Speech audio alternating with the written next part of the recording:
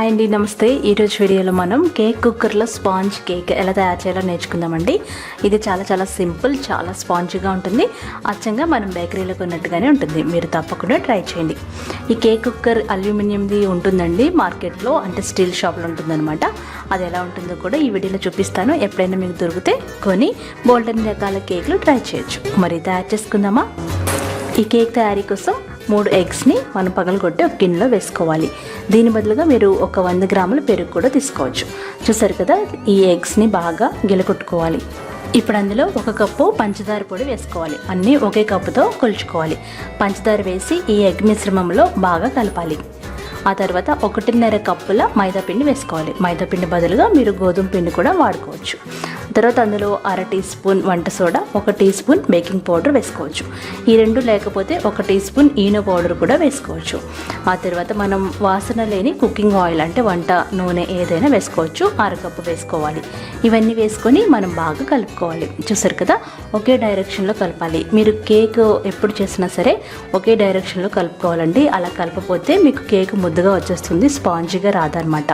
దాన్నే cut and fold method అంటారు. ఇప్పుడు ఒకవేళ అవసరం పడితే 1/4 కప్పు కాచి చల్లార్చిన పాలు పోసుకొని ఈ కేక్ మిశ్రమాన్ని కలుపుకోండి.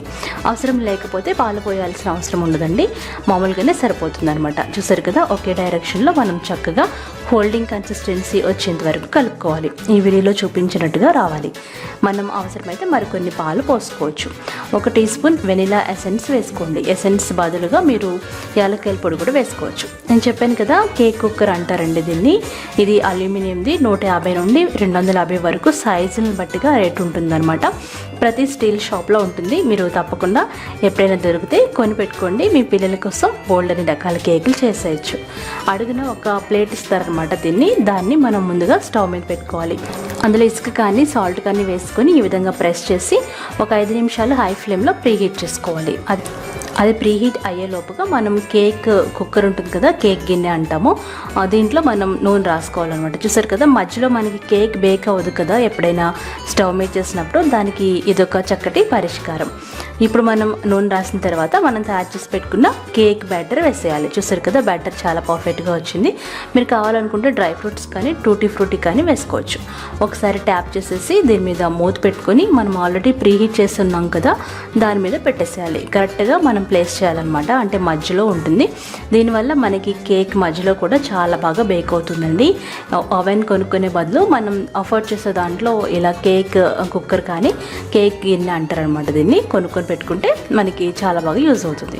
ఇప్పుడు మనం స్టవ్ని మీడియం ఫ్లేమ్లో పెట్టుకొని 35 నిమిషాల నుండి 45 నిమిషాల వరకు మనం బేక్ చేసుకోవాలి. మధ్యలో చెక్ చేసుకోండి. ఇక్కడ నేను 45 నిమిషాలు అయిన తర్వాత టూత్పిక్తో చెక్ చేస్తున్నాను. ఎప్పుడైతే టూత్పిక్కి మనకి పిండి అంటుకోకుండా ఉంటుందో అప్పుడు కేక్ రెడీ అయిపోయినట్టు. అప్పుడు స్టవ్ ఆఫ్ చేసేసి ఒక 15 నిమిషాల వరకు చల్లారబెట్టుకోవాలి. చల్లారితే ఈ కేక్ చాలా బాగా ఊడొచ్చేస్తుంది అనమాట. చూసారు కదా, మీకు నచ్చిన షేప్లో కట్ చేసుకోండి. చాలా టేస్టీగా ఉంటుందండి. ఈ కేక్ కుక్కర్లో మీరు ఎన్నో రకాల కేక్స్ ట్రై చేయొచ్చు. ఇది యాక్చువల్లీ రిక్వెస్టెడ్ వీడియో అండి. ఇలా కేక్ కుక్కర్ మనం స్టీల్ షాపులు ఉంటాయి కదా, దాంట్లో ఉంటుంది. మీరు తప్పకుండా దొరికినట్లయితే ట్రై చేయండి. ఆన్లైన్లో కూడా ఉంటే నేను లింక్ని డిస్క్రిప్షన్లో ఇస్తాను. మరి ఈ వీడియో మీకు నచ్చినట్లయితే లైక్ చేయండి, షేర్ చేయండి, అలాగే నా ఛానల్ని సబ్స్క్రైబ్ చేసుకోండి.